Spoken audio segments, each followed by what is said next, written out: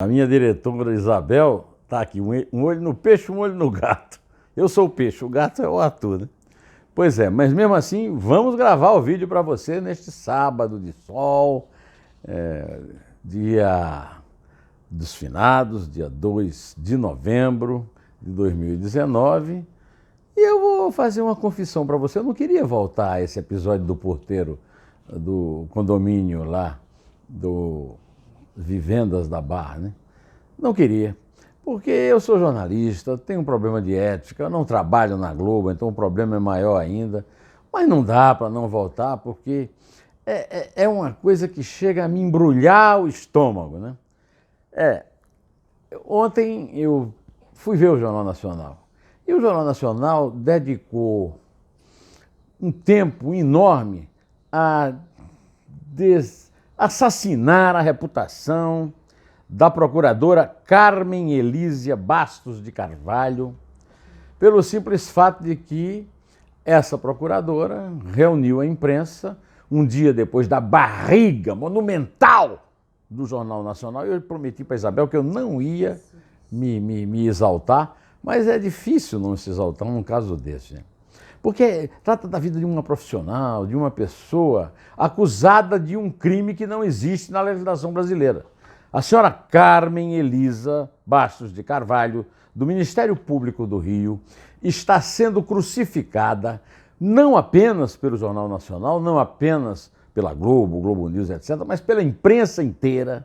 Sou obrigado a reconhecer isso, porque só divulgou o áudio da portaria de Vivendas da Barra um dia depois de a Globo ter dado a notícia. Eu até poderia imaginar que a procuradora pudesse ter o dom de entrar na máquina do tempo e conseguir prever, mas um dia depois eu acho que está de bom tamanho. Mas é 2h25 a perícia. Pelo amor de Deus. Pelo amor de Deus. É uma conversa assim, ó. Quem é que está falando aí? É seu Jair. Olha, tem uma pessoa aqui, o Elcio, quer entrar? Pode entrar? Pode. Bom, você viu que não se trata de uma fala para ser periciada que dependa de 24 horas, tá certo? Então, o que eu vi na Globo ontem, no Jornal Nacional, e depois na imprensa no dia seguinte, em relação a essa moça, é uma coisa absolutamente desumana, cruel e um crime contra todo o público dos meios de comunicação no Brasil. Porque, veja bem,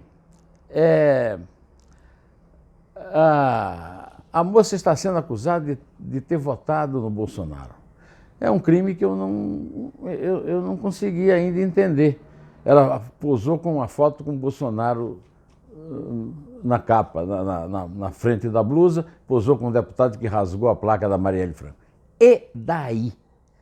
Você pode dizer isso não é correto? Eu até acho que não é mesmo não. Agora, a família da Marielle Franco, os pais, a viúva, todos atestaram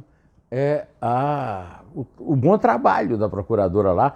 Tenha votado ela em quem ela tenha votado, até porque o Bolsonaro não está envolvido nesse crime, mesmo que a Globo tente, mesmo que os meios de comunicação tentem. A parlamentar do PSL, portanto, vamos dizer, mas é do PSL, Janaína Pascoal, deu um excelente depoimento também perguntando. Agora, não vi nenhum procurador de qualquer lugar defender a moça. Ao contrário, apareceu aí a associação, não sei o quê, dos peritos, pondo em dúvida a perícia. E o que é que a perícia tem a ver? O que é que a perícia tem a ver com esse caso? O presidente no exterior, sendo acusado por uma conversa de um porteiro que até hoje, quarta, quinta, sexta, sábado, 4 dias depois, esse porteiro não apareceu ainda, não se sabe sequer que ele existe, ou então faz parte da galeria de personagens das novelas da Globo. E aí se transformou num caso que ocupa o Jornal Nacional, um quarto do Jornal Nacional todo dia, e agora a vítima é essa pessoa. Ontem eu lembrei o caso da escola base. É o caso da escola base repetido. No caso da escola base, o fantástico, inclusive, os meios de comunicação pagam caro até hoje em credibilidade, porque uma empresa fechou a escola base, um casal se separou, todos foram à falência, todos saíram perdendo, aí depois pediram desculpas porque eles foram acusados de assédio sexual a uma criança e se descobriu que era apenas uma coisa de criança. Esse caso não é uma coisa de criança. Esse caso é grave porque atinge o presidente da República que estava no exterior, porque há evidente má-fé em tudo, inclusive nessa tentativa de assassinar a reputação da promotora Carmen Elisa Bastos de Carvalho, que pediu, no fim da tarde de ontem, para deixar as investigações do caso Marielle Franco. Em razão das lamentáveis tentativas de macular minha atuação séria e imparcial, em verdadeira ofensiva de inspiração subalterna e flagrantemente ideológica, cujos reflexos negativos alcançam o meu ambiente familiar e de trabalho, optei voluntariamente por não mais atuar no caso Marielle e Anderson. A promotora escreveu aí, agora eu quero saber o seguinte: cadê o erro que a promotora cometeu porque votou em Bolsonaro? Primeiro, ela vota em quem ela quiser. Segundo, qual foi o erro que ela cometeu no processo? Porque votou no Bolsonaro. Qual é, atenção, Ari Camel, atenção, William Bonner, cadê uma nota oficial dizendo que o Bolsonaro é personagem, sim? Porque vocês têm prova disso. Qual é a prova? Olha aqui, o negócio de votar ou não votar, eu, por exemplo, nunca disse em ter votado em ninguém. Eu fui acusado durante anos, dentro do meu perfil de Facebook, de ter votado no PSDB, e eu nunca disse que sim nem que não, e nunca me incomodei em mudar isso. Agora, eu não sou a favor de ficar, na minha posição, ficar fazendo propaganda do voto. Então, acho que também juiz não devia, promotor não devia, mas isso é um problema meu. Não há lei no Brasil que proíba isso, muito menos assassinar a reputação da moça. Eu quero lembrar o seguinte: o ministro Edson Fachin fez campanha para o PT, para Dilma. E aí? Eu mesmo combati quando ele foi para o Supremo, mas eu quero reconhecer hoje, depois de tanto ter ouvido a defesa do Fachin pelo Zé Paulo Cavalcante, pelo Álvaro Dias, depois de ter enfrentado inclusive os dois com muita dureza, como eu sempre faço, eu tenho que reconhecer que dos 11 ministros do Supremo, o Fachin é o que tem a melhor média de atuação, de desempenho, principalmente contra a quadrilha do PT, tá certo?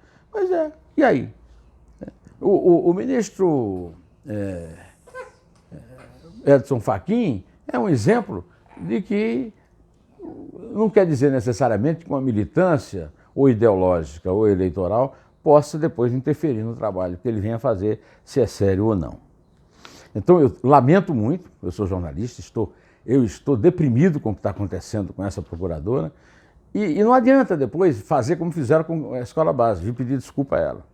Eu queria também voltar ao caso do Eduardo Bolsonaro e na questão do ato 5.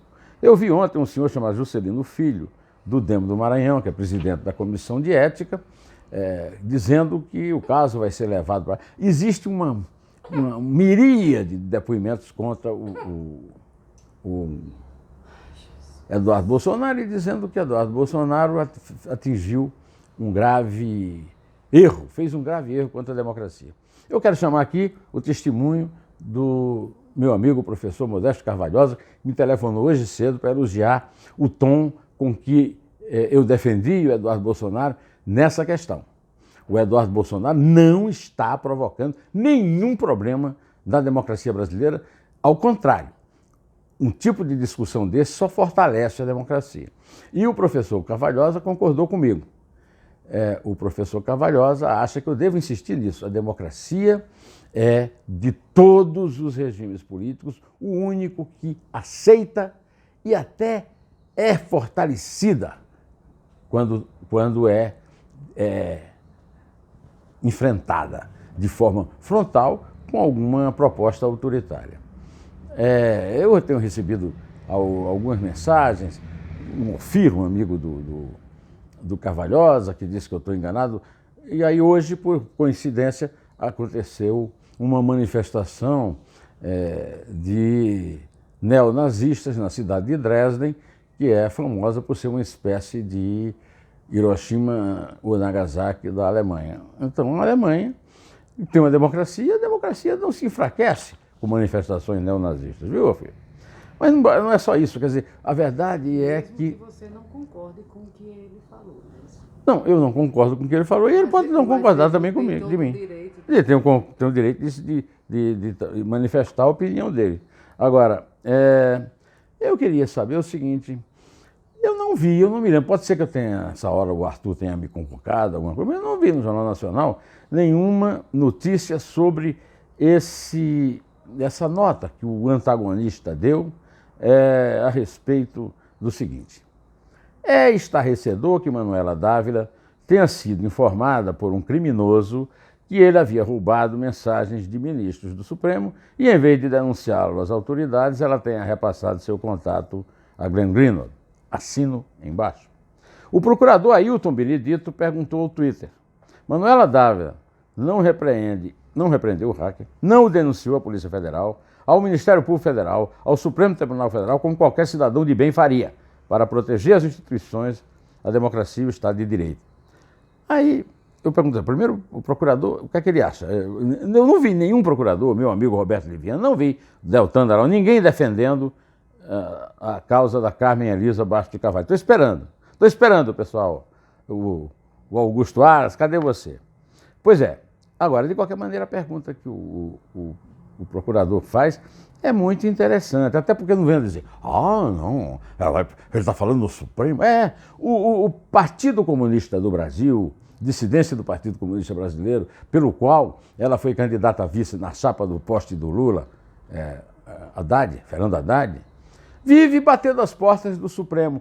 Dia 7, nós vamos ter um julgamento no Supremo de um pleito do PCdoB, que é acabar com a jurisprudência da segunda instância. Então, o PCdoB tem acesso permanente ao STF.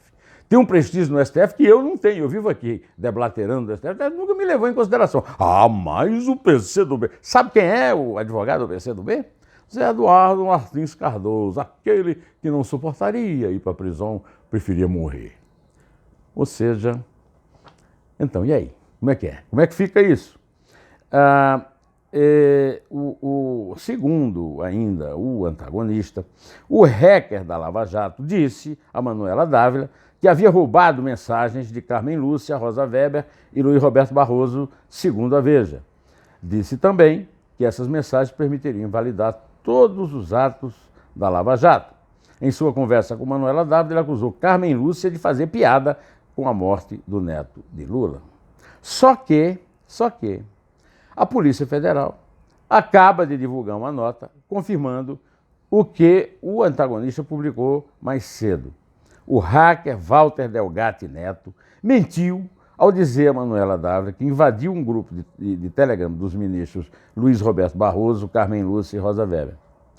Se ele mentiu, a pergunta é a seguinte: e ele não mentiu em nada mais do que está aparecendo com ele? Outra coisa, está aparecendo notícia lá de milhões de reais movimentando essa história do Telegram. E eu não vejo a atenção da Globo e dos outros veículos de comunicação para esse caso, como está dando para a perícia durou 2h25, foi feita no dia seguinte a reportagem do Jornal Nacional. Eu quero dizer o seguinte: essa tentativa de incluir a procuradora na história é apenas uma forma que a Globo está achando para livrar a cara na tremenda barriga que deu, que em qualquer meio de comunicação do mundo, com vergonha na cara, já teria produzido demissão na alta cúpula e olha, até radicalismo, né? E no Contínuo, que fez uma piada e o cara incluiu lá na matéria. Que a matéria é horrenda, mas a repercussão é muito, muito pior. Os 9 dias de papo da senhora Manuela Dávila, isso sim, é um crime grave, gravíssimo. Estou esperando qualquer providência a respeito. Bom, eu estou aqui terminando direto ao assunto, em té, e só a verdade nos salvará.